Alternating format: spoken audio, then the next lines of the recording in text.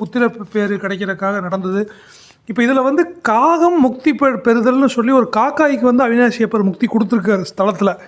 அது என்ன நிகழ்வுன்னு நான் படிக்கிறேன். முதல்ல நமச்சிவாய வாழ்க.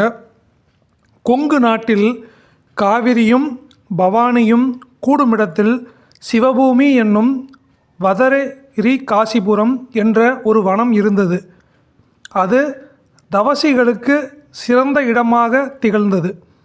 அங்கு துர்வாசக முனிவர் வந்து சில காலம் தங்கி இருந்து சிவபூசை முதலிய தவங்களை செய்யும் போது ஒரு நாள் காமதேனு சிவபூசைக்கு பால் அளிக்க தாமதமாக வந்தது. முனிவர் அதனை கோபித்து, நீ மற்ற மிருகங்களைப் போல் திரிய கடவாய் என்று சபித்தார்.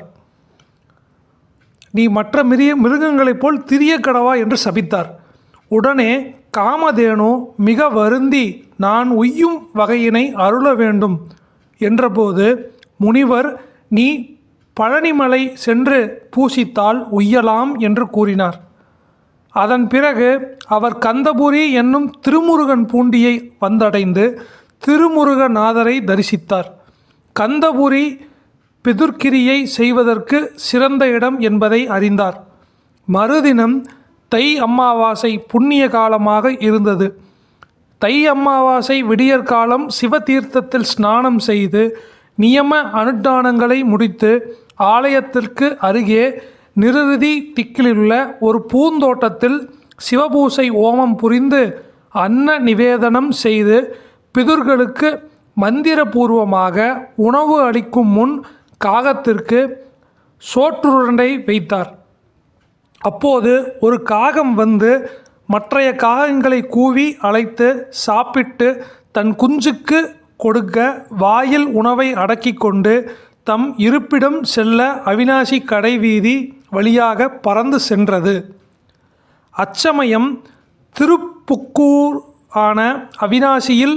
திருப்புக்கொழியூரான அவினாசியில் உள்ள மற்றொரு காகம் அக்காகத்தை வந்து எதிர்த்து சோற்றை பறித்து அச்சோற்றில் ஒரு சோறு சிவவேடம் பூண்ட ஒரு பரதேசியின் பிச்சா பாத்திரத்தில் விழுந்தது.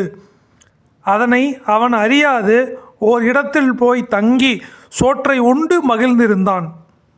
சோற்றை இழந்த காகம் வேறிடம் சென்று அன்னம் தேடி பெற்று தன் குஞ்சுகளுக்கு கொண்டு வரும்போது ஒரு வேடன் சிறு வில்லில் களிமண் உருண்டையை வைத்து அக்காகத்தை அடித்து கொன்றான்.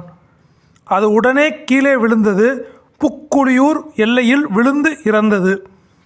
அப்போது அக்காகம் தேவருருவ பெற்று தேவ விமானத்தில் திருக்கையிலையை அடைந்தது. உமாதேவியாரோடு சிவபெருமான் எழுந்தருளிய சந்நிதியின் முன் நின்று வணங்கி எழுந்து கை குவித்து நின்றபோது சிவபெருமான் புன்முறுவல் பூத்து திருப்புக்கொழியூர் அவினாசியில் வசித்த வந்த காகம் தனது மூக்கினால் கொத்தி விழுந்த சோற்றை ஒரு சிவனடியார் உண்டதனால் இக்காகம் இங்கு வர ஏதுவாயிற்று என்று சிவகணங்களுக்கு கூறினார். காகத்திற்கு தீர்க்க துண்டன் என்ற பெயரிட்டு சிவகணங்களில் ஒன்றாக இருக்கச் செய்தார். இத்துடன் தலவரலாறு முடிகிறது. காகம் இப்போ இந்த ஒரு காகத்துக்கு வந்துங்க முக்தி கொடுத்த கதையை வந்து இந்த புத்தகத்தில் எழுதியிருக்காங்க.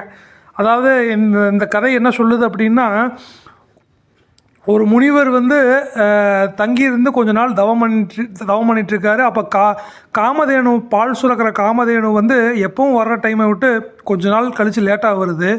அப்போ சாமிக்கு பூஜை பண்ணுறதுக்காக வந்து இப்படி பண்ணுறியே, நீ வந்து நேரம் தவறாமல் பண்ணிட்டியே, நேரத்தை தவறு பண்ணுறியே, நீ வந்து மற்ற உயிரினங்கள் மாதிரி பிறந்து வருவேன்னு அந்த காமதேனுவை வந்து காக்காவாக பிறக்க வைக்கிறார் ஒரு முனிவர்.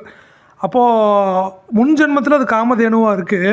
அப்போது இவர் வந்து கொஞ்ச நாள் வந்து தங்கியிருந்து திருமுருகன் பூண்டியில் தரிசனம் பண்ணிட்டு வர்றார். இது ஒரு நிகழ்வு நடக்குது. மறு ஜென்மத்தில் அது காக்காவாக பிறக்குது. அப்போ அந்த காக்கா என்ன செய்யுது அப்படின்னா, உணவு செய்கிறதுக்காக ஒரு கோயிலில் வந்து நைவேத்தியம் செஞ்சு வைக்கிறாங்க. அப்போது அந்த நைவேத்தியத்தை அந்த காக்கா எடுத்து சாப்பிட்டு தன் குஞ்சுக்காக வந்து வாயில் எடுத்துகிட்டு போய் அது வந்து தன் குஞ்சுகளுக்கு ஈட்டு கொடுக்குறதுக்காக போகுது. அப்போது ஒரு வேடன் வந்து அதை வந்து அடிச்சிட்றான். அந்த சாப்பிட்றதுக்கு முன்னாடி ஒரு துறவிக்கு அது சாப்பாடு போட்டுருது. தான் வாயிலிருந்து எடுத்த உணவை ஒரு துறவி தட்டுக்கு அது போட்டுருது. கொஞ்ச நேரம் கழித்து அந்த துறவி வந்து அந்த சாப்பாடு எடுத்துகிட்டு போய் அவன் உண்றான். ஆனால் அதுக்கப்புறம் இந்த உணவை வந்து அந்த துறவி சாப்பிட்டு முடிச்சதுக்கப்புறம் இது வந்து வாயில் உணவோடு வந்து அது இறந்து கிடக்குது. அப்போது சாமி வந்து இது அவினாசி கோயில் பக்கத்தில் வந்து இந்த நிகழ்வு நடந்தங்காட்டிக்கு இது வந்து சிவகணமாக வந்து இது வந்து அடுத்த பிறவியை வந்து சாமி இது கொடுக்குறாரு. திருப்புக்கோளியூரில் வந்து இந்த சம்பவம் நடந்தங்காட்டிக்கு சாமி வந்து அந்த என்ன சொல்கிறாங்கன்னு பாருங்கள். தேவ விமானத்தில் திருக்கையிலையை அடைந்து கைலாயத்தில் சாமி கைலாயத்தை கூட்டிகிட்டு போய் விமானத்துலேயும் வந்து சாமி கூட்டிகிட்டு போய் சாமி வந்து உமாதேவியாரோட வந்து இது வந்து சாமி இருக்க வைக்கிறாங்க. உமாதேவியாரோட சக்தி தேவியோட சாமி வந்து கூட்டிகிட்டு போய் அவினாசி அப்பர்கிட்ட முன்னாடி வந்து இருக்க வச்சு சிவகணமாக வந்து சாமி வந்து இருக்க வைக்கிறாங்க. இது வந்து ஒரு நிகழ்வாக சொல்கிறாங்க.